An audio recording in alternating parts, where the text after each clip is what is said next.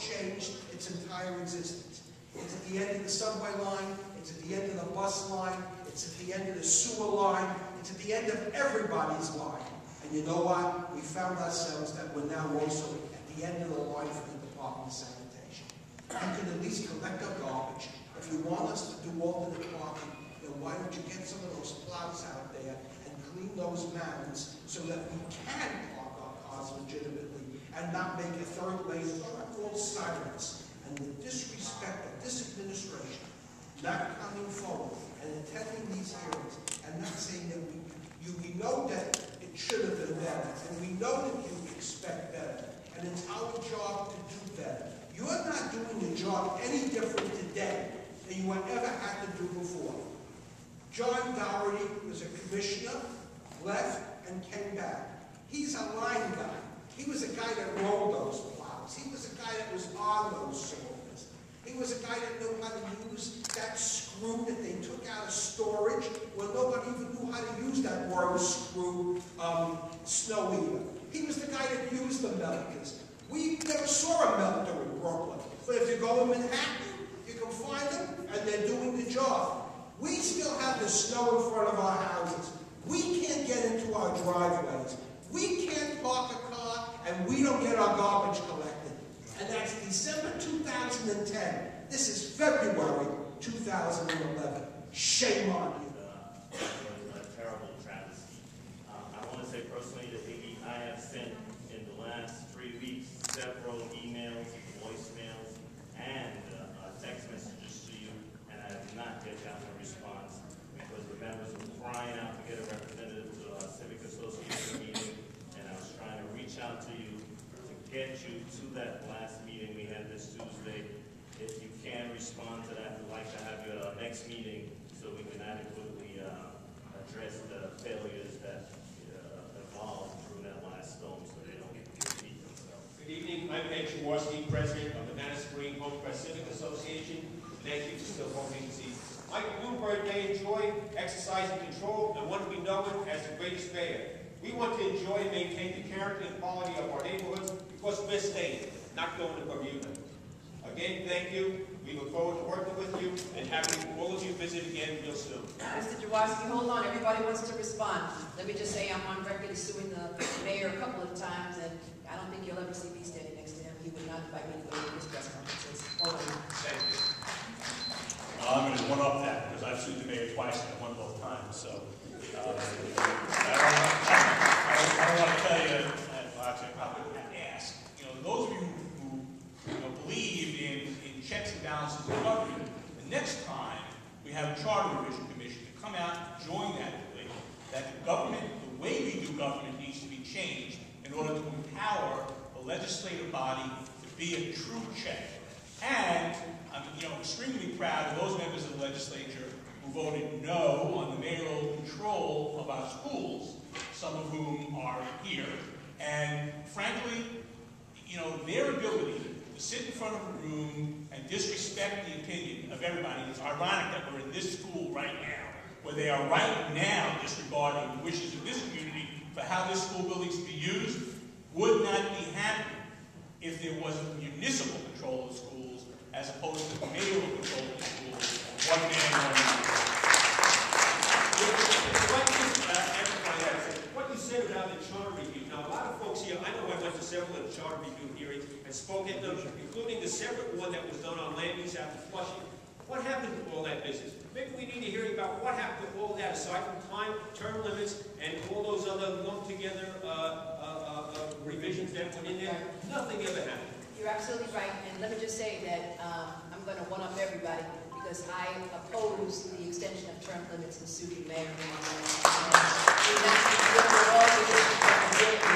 This mayor, who is very dictatorial, will still be in place. But I also agree with you that we should have hearings. I've had my share of hearings, as all of you know, in downtown Brooklyn because I opposed that arena which exercised eminent domain and just destroyed my district.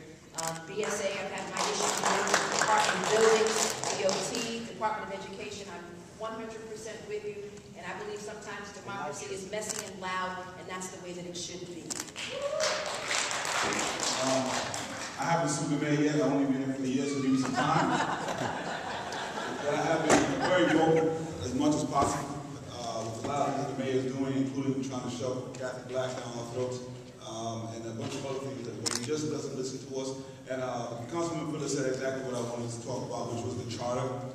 And sometimes it gets lost on many of us, because many of us don't understand what it is. They don't understand when these referendums come out and things like that, but we really need to pay attention, because we have one of the strongest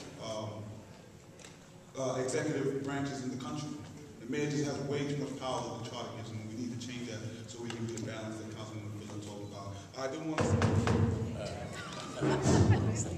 All right. In context, I just want to say that, I said blaming an elected official other than the mayor who has the power and his delegates who have the power, deputy mayors and so on, to say blame Luke Fiddler or McNelson or a state senator or who. No, we can't tell them, move the snow. We can yell, we can tell them. They don't have to.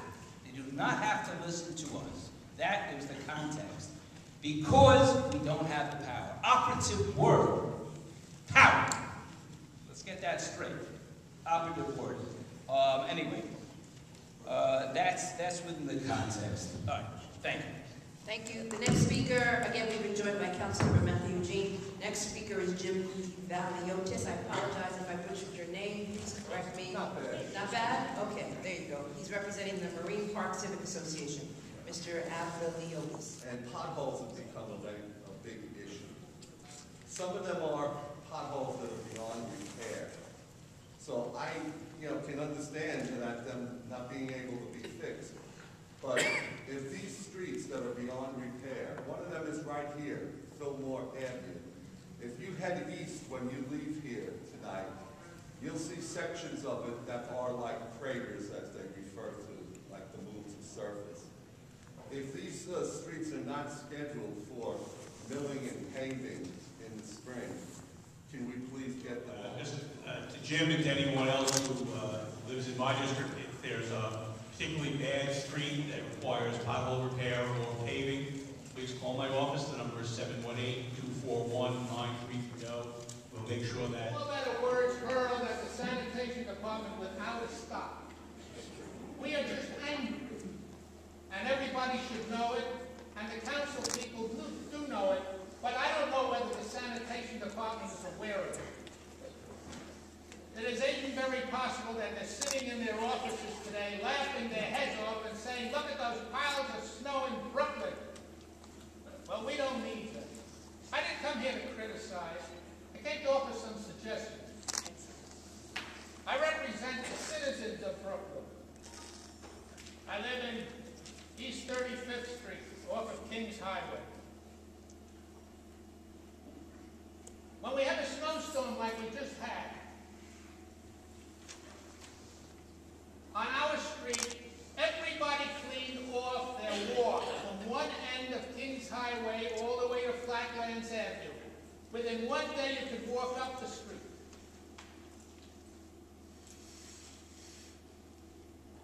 We had one pass of a sanitation truck with a plow. That was it.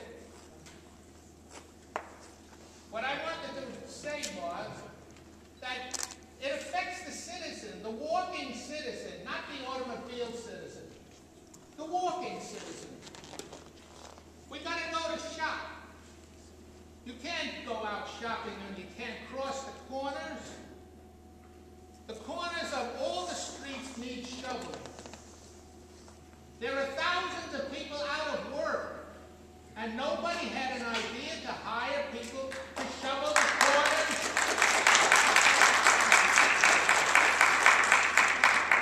Is there a total lack of ideas in the department?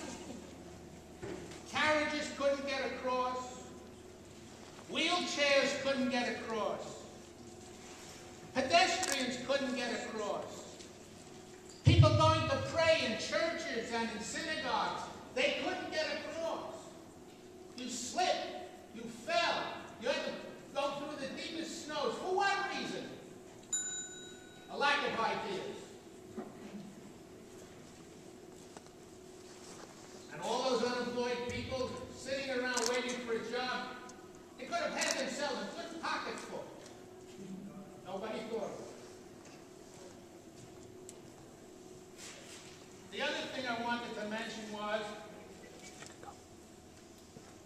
when there's a huge snowstorm like we just had, and today the predictions for snowstorms are pretty good. In fact, if you watch your television and move from station to station, they really are on the ball and really are predicting properly. I would like to suggest that the Department of Sanitation undertake the thinking on if there is a huge snowfall expected. Everybody that has a driveway should have his car in the driveway, not on the street.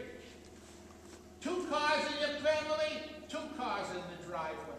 Get them in there so that we get all the cars away from the curb. Then we can send down plows to eliminate the snow along the curb so the cars can park. Not only that, you can have alternate side of the street clearing. One side, let's say the even sides, park on the left with the odd sides one day, and as it is announced, come down the street and plow, come down the street with the snow blowers, into the trucks, get the snow off the streets. What happened to all the snow blowers? They disappeared. That's the way to get it out. Now we're left with all these piles of snow. No one is going to take them away. You're going to wait until June when it will melt by itself. Can you conclude your remarks, Mr. Cohen? All that snow could be removed now. You're going to ask me where to put it? Well, we can thank all the greenies that you can't put it in the water anymore because you're going to burn it in the river.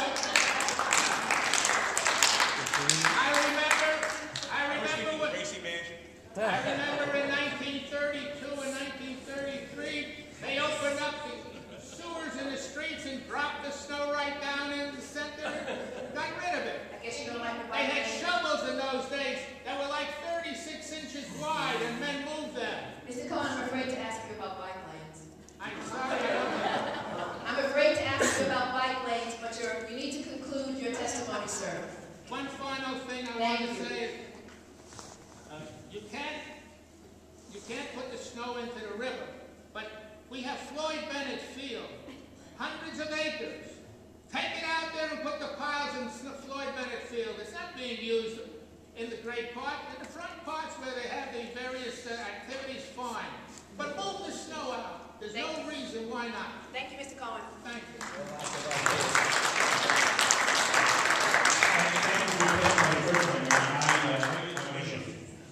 I've been a practicing attorney for 32 years. Sure, no problem. But I have to tell you, I guarantee you, without knowing the specific instance, there is at least one person who has slipped and fallen. All right? The cost of paying that lawsuit would have hired every person that Mr. Cohen was talking about to clear the curb cuts. Sometimes we do not see the forest for the trees. We will pay that bill a dozen times over. But if we had done what Mr. Cohen had just mentioned, went out and hired people to clear the curb cuts that in many cases are still icy, right? And a guaranteed slam dunk lawsuit for someone who falls on it now, 6 weeks later, you know, we could have done it. I mean,